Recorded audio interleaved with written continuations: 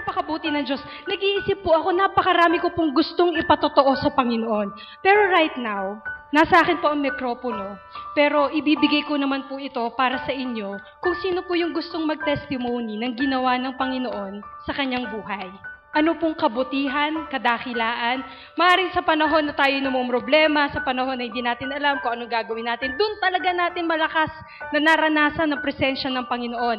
Ang papuri po ay hindi lamang pag-awit. Alam nyo, para sa isang magulang, kapag sinabi ng inyong anak, "Nay, salamat kasi ganito yung ginawa mo sa akin," di ba napakasarap ng damdamin?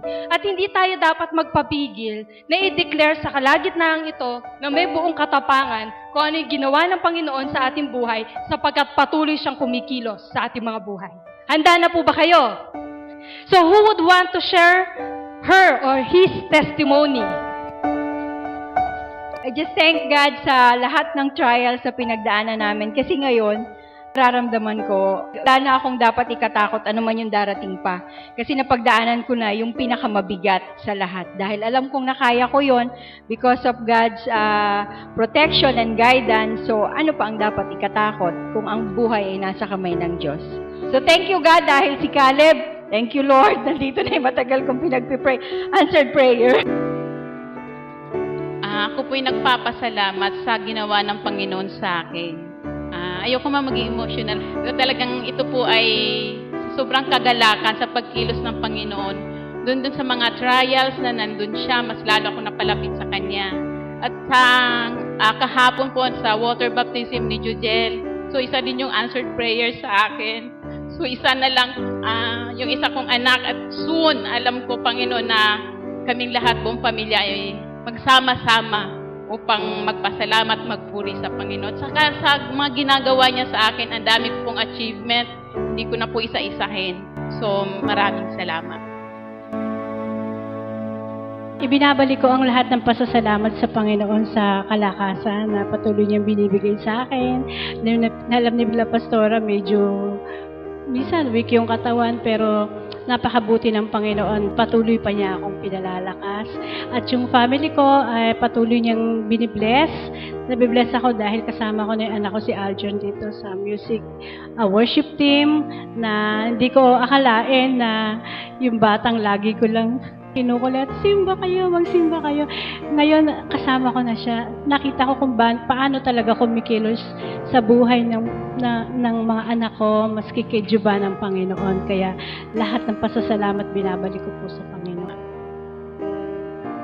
To God be the glory. Sa totoo lang po, masama po ang pakiramdam ko ngayon. Pero sabi nga, yung paglilingkod hindi pwedeng hindi ituloy. Kahapon kasi medyo matagal kami dahil lang init-init po kung mapapansin nyo kahapon. The type of our boys talaga nag-practice kami. So eto po yung resulta, sinisipon ako. Pero sabi nga kahit na may sipon, may ubo, pero pagka Panginoon ang pagsiserva natin, baliwala yan dahil siya yung makapangyarihan. And aside from that, yung sa apoy ng Diyos, talagang really amazing yung last day. Yung last day talagang yung nagpa-altar call, yung sinabing pumunta doon, hindi pa man lumalapit yung maglileyhan sa akin. Naramdaman ko yung pagpasok ng Holy Spirit. Magmula sa paa ko pataas, talagang hanggang dito, parang kuryente. Bigla akong nabuwal, talagang sabi ko, "Lord, thank you dahil dinagdagan mo yung apoy na nasa akin." Kaya, to God be the glory at sa'yo lang ang papuri. Magandang umaga sa inyong lahat. Ako po si Edwin. Dumating po sa punto kong yung buhay ko, lumang buhay ko, dumating yung testing ko ng pagkalalaki ko. At dito po sa simbang ito, nabago po lahat yun. May isang punto po na nakalimutan kung may pamilya ako. Pero itong simbahan na to, nakapagpabago sa akin. Kahapon, nabautismohan po ako, mga kasama ko, mga bagets. Ako, senior citizen, siguro mga 20 years ang agwat ko po sa mga kasama ko, pero walang kapalit yung naramdaman ko kahapon po. Nabago talaga ako at nagpapasalamat ako sa lahat po sa inyo. Sa simbang ito, maraming salamat. Nagpapasalamat po ako kasi nabautismuhan na po ako kahapon na di ko inaasahan na makakapunta pala ako doon. Kasi nung nag-orientation, wala ako sa amin. Sa hindi po nakakaalam, ayaw ng parents ko na nandito ako. 11 na ata kami nag one-on-one ni Ate Sara mag-orient. Kanabukasan nakapunta ng water baptism. Yun, nabaptize na ako finally. Isang kabataan na bagamat ang magulang niya ay hadlang, pero walang nakapagpipigil sa kanya upang patuloy na hanapin at kilalanin ng Diyos sa kanyang buhay. Hello everybody, good morning. Bago po ako pumunta dito noon, ay happy naman po ako. Wala naman po akong hinahanap. Kontento ako sa buhay. Pero po pagpunta ko po dito, yung welcoming niyo po ay, nag-add po sa kasayahan at sa courage ng binibigay sa akin at nakilala ko ang Diyos. At nakilala ko ang bagong pamilya at dahil po doon, salamat po sa inyo lahat at salamat po sa Diyos. Kilala niyo naman po ako, so lumaki ako nung sa yapak ng mga magulang. Nung tumagal, nag-take toll lang siguro sa akin kasi hindi ako sanay nung sa pressure nung life. So, ayun, hanggang sa dumating na yung paniniwala na kinalakihan ko, parang connection ko. So, parang ang dami kong connection, ba't nangyayari yun, ba't ganyan. So, hanggang sa parang medyo na-apektuhan yung faith ko. Aminin ko medyo try kong sarilinin ba. So, constantly si Mami, ang gusto ko lang sa buhay ko, ang ikaliligaya ko lang yung paglingkod ka ulit. Natutuwa lang ako kasi unti-unti niyang binabalik yung positive na tingin ko dun sa buhay. Medyo na-outweigh na niya yung negativity. Nakakatawa lang isipin na binabalik niya yung dahilan para tiwala ulit ako at ngumiti. Magandang umaga po sa lahat. Bago po ako dumating dito, parang ang gulo po talaga ng buhay ko. Tapos, dumating po ako, nakilala ko po si God. Medyo maayos-ayos na po. Tapos dumating po yung panahon na tinest po talaga ng God yung faith ko sa Kanya. Parang hindi ko po talaga nakaya. Umuwi po talaga ako sa amin. Tapos, nakapag-decide po talaga ako na hindi na talaga babalik dito. Pero dahil po sa love ng God, dinala po niya ako ulit dito. At mas nakilala ko pa po siya. At hindi ko po kinakahiya na katulong lang po ako dahil po sa trabahong ito, mas nakilala ko po talaga si God.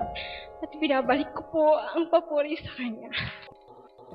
Magandang umaga po sa inyo lahat. Nagpapasalamat po ako na kahit hindi ako nakaka-attend ng gawain, lalo na sa gabi, pero nagpapasalamat ako dahil hindi niya ako pinabayaan na every time na may laboratories ako, every 3 months, negative po yung aking cancer. At ako po ay natutuwa sa Panginoon. Marami pong salamat.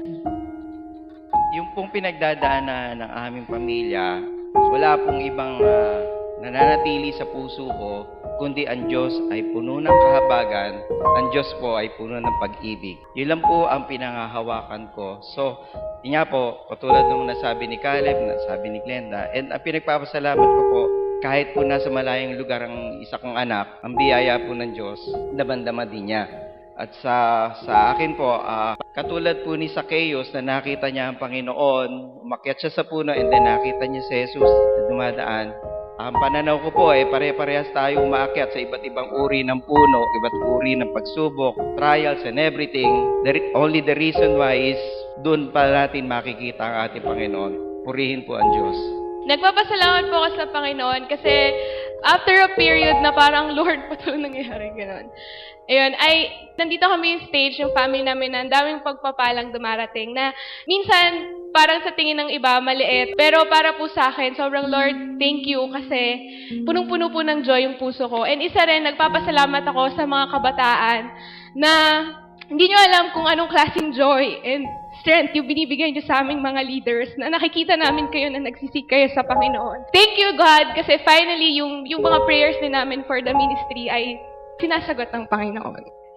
Purihin po ang Panginoon. Gusto ko po magpasalamat sa Panginoon sa buhay namin na buong pamilya. Ngayon po kahit papano po yung mga anak ko po talagang masasabi ko po na Christian na rin po. Kahit nauubliga, talaga pong hindi mawawala sa bata po yung pagtuturo na ginagawa ng Panginoon. And gusto ko rin pong magpasalamat sa Panginoon kasi po talagang ups and down. May mga panahon po na minsan pagkagalit po pala, dapat hindi po nagdidesisyon. Meron pong time na ayoko na, quit na ako. Pero salamat po sa mga kapatid natin dito na yung suporta po sa sa akin, sa pamilya ko, nandun po. At isa po rin pong masasabi ko, wag lang po talaga tayong aalis.